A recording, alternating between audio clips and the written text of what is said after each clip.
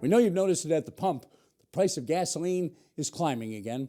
I spoke with Bob Bolduc, founder of the Springfield-based Pride Stores and gas station chain, to get his very knowledgeable perspective on the international actions and forces that are driving up oil and gas prices.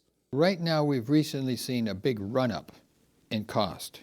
And the reason is the OPEC nations got together recently for the first time since 2008 and all agreed to production cuts.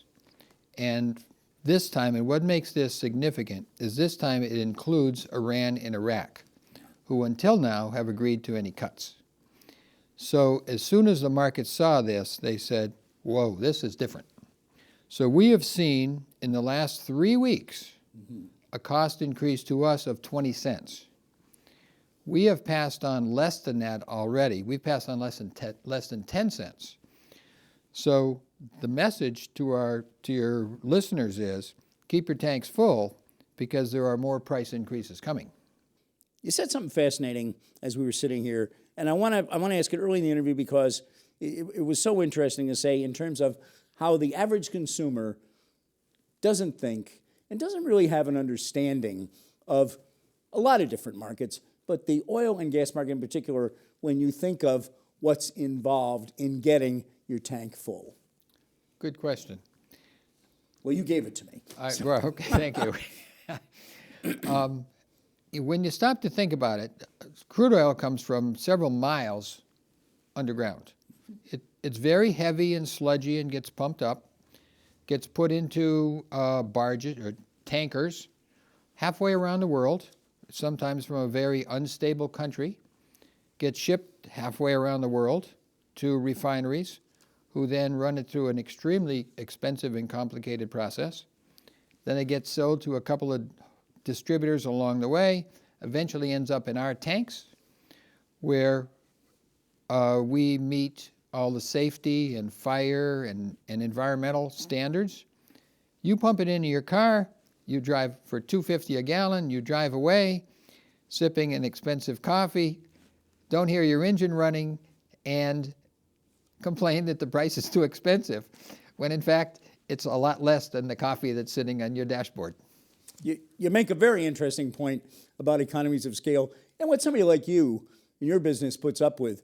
You're at the end point. Right. You get from whatever your supplier may be, and they basically say to you, here's what it costs you.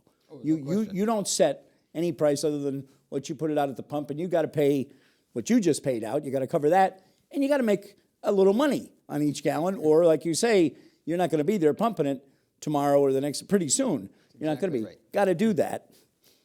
And yet, I'm sure through the years, when you know, everybody thinks the oil companies, and anybody associated with oil companies, they're the big troublemakers. They're the rich Middle Eastern guys. They're the rich Russian plutocrats, whatever.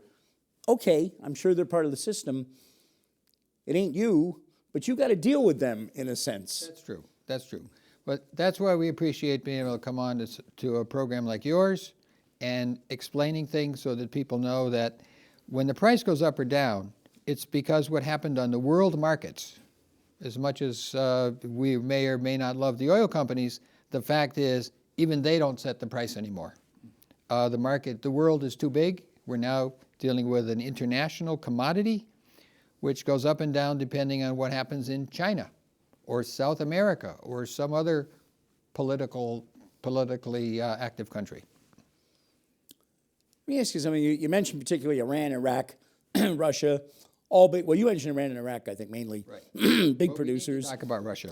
Russia's involved as well. I think they're also raising their price by cutting their production, I believe. Exactly.